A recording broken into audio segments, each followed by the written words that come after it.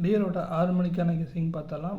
10ஆம் தேதிக்கான result 15878 result. So doubles வந்திருக்கு.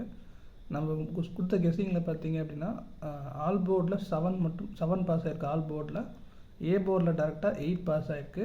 ABC board பாக்ஸில் 978 கொடுத்துருந்தோம், ஆனால் 878 ரிசல்ட்டு. ஸோ இதில் ஒரு நம்பர் நமக்கு மிஸ் ஆகிருக்கு. ஸோ கொஞ்சம் ஓகே அப்படின்ற மாதிரி தான் இருக்குது வின்னிங்கில். சரி, ஓகே பார்க்கலாம்.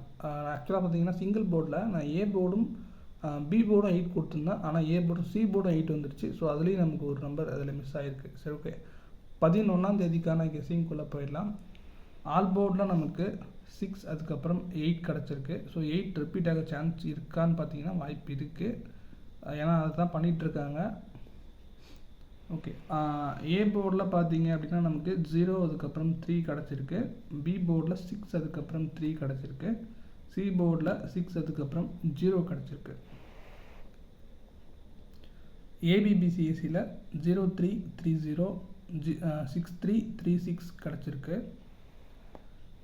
ஏபிசி போர்ட் பாக்ஸில் 063 அதோட பவர் நம்பரான 518 கிடச்சிருக்கு.